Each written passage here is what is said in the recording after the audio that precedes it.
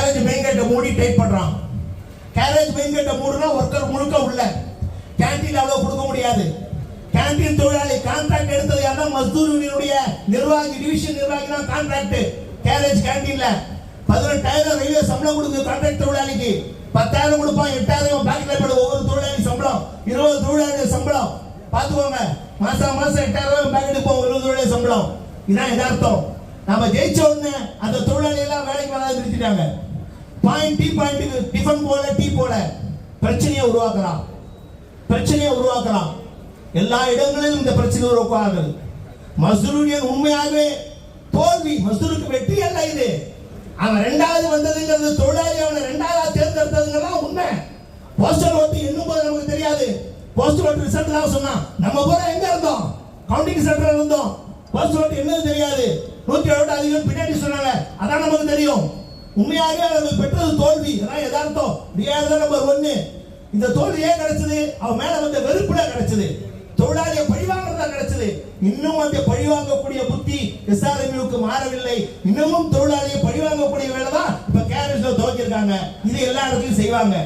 தொழிலாளியை பாதுகாக்கும் அரணாக நிற்க வேண்டிய பொறுப்பு நம்முடைய பொறுப்பு. தொழிலாளியை பழிவாங்கும் போது நாம பார்த்துக்கிட்டு நிக்க கூடாது. தொழிலாளியை பழிவாங்கறான்னு தொழிலாளி கிட்ட சொல்றதோட இல்லாம அதிகாரி கிட்ட போய் நிக்கணும். தொழிலாளியை பழிவாங்கலாம். தொழிலாளி டீ கொண்டு போகல, டிஃபன் கொண்டு போகல, உடனே மாற்று ஏற்பாடு பண்ணு. நான் கூட நிக்கிறேன். ஒர்க்கர் கிட்ட பேசணும். இவன் பழிவாங்கறான், ஒர்க்கரை பழிவாங்கறான், ஒர்க்கருக்கு கெடுதல் பண்றான். நாம கொண்டு போகணும். 5 நாள் கண்ணையா ஒரு நாள், ராஜாசின் ஒரு நாள், ராகவையா ஒரு நாள் பேசுறாரு, பிஆர்எஸ் உடைய பொதுச்செயலாளர் அகில இந்திய தலைவர் ஒரு நாள் பேசுறாரு, ஜானகிராமன் ஒரு நாள். 5 நாள் கேரேஜ்ல. ஆனா கண்ணையா என்னைக்கு வந்துட்டு போனாரோ, ராஜாசி என்னைக்கு வந்துட்டு போனாரோ அதுக்கு மட்டும் தான் ஃபுல் டே பிரசன்ட். மற்ற தலைவர்கள் எல்லாம் உள்ள போய் கேன்வாஸ் பண்ணதுக்கு ஃபுல் டே பிரசன்ட் இல்ல. இப்ப தொழிலாளிக்கு மிச்ச நாள் முழுக்க ஆப்சென்ட் போட்டிருக்க. எப்படி அது கரெக்ட்? நீ சேர்ந்து கரெக்டா? சிடபிள்யூஎம் கேரேஜ் சேர்ந்ததுல ஜிஎம் நிர்வாகம் தலையிடணும், அது சிடபிள்யூ தலையிடணும். அத்தனை தொழிலாளி ஆப்சென்ட் ஆகும். ஐடியால மாத்து. ஒரே சட்டம் தானே. இன்னைக்கு அவனும் நானும் ஒண்ணியா? இன்னைக்கு அவங்களும் நானும் ஒண்ணு. அவங்களுக்கு என்ன உரிமையா? அந்த உரிமை எங்களுக்கு இருக்கு. அவங்களுக்கு என்ன செய்தியோ அதை எங்களுக்கு செய்யணும். எப்படி ஆப்சென்ட் போட முடியும்? ராகவையா பேசுற நாளுக்கும் சரி, பிஜேபியுடைய கார்மிக் யூனியனுடைய அகில இந்திய தலைவர் வந்த நாளுக்கும் சரி, அனைத்து நாட்களுக்கும் அவர்கள் பிரசன்ட் போட்டு அந்த நாட்களை ஐடியாவாக மாற்றவில்லை என்றால் தொழிலாளிக்கு நஷ்டம். டிஆர் ஜெயிக்கிறதுக்கு முன்னே ஷிஃப்ட் டைம் மாத்தலாம். கவுண்டிங் முன்னாடியே 7 நாள் பரவாயில்ல மாத்திட்ட, அடுத்த பிரச்சனையை சரி பண்ணல.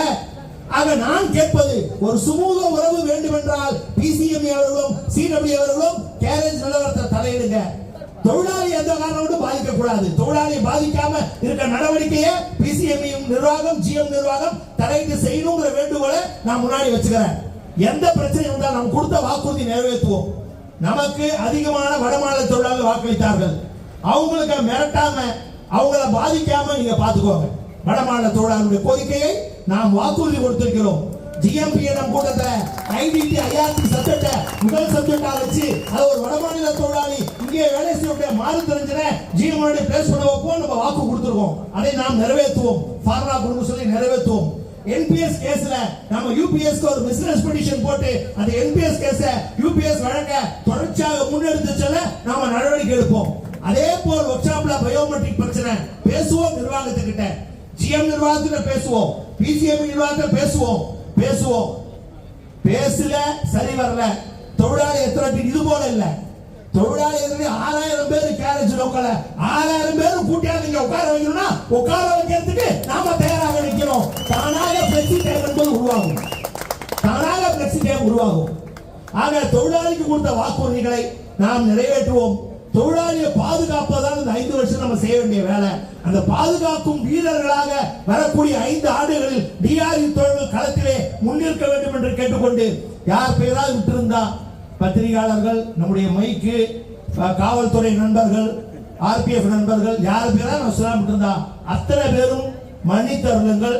அனைத்து உதவிகளை செய்த வாக்களித்த ஜிஎம் அலுவலக, டிஆர்எம் அலுவலக, எம்எம்சி, சென்னை டிவிஷன், மதுரை, சேலம், திருச்சி, திருவனந்தபுரம், பாலக்காடு அத்தனை கோட்ட முக்ஷாப் அத்தனை கோட்ட தொழிலாளிகளுக்கும் டிஆர்இ சார்பாக நாம நன்றியை சொல்லிக்கிறோம். நன்றி, நன்றி, நன்றி.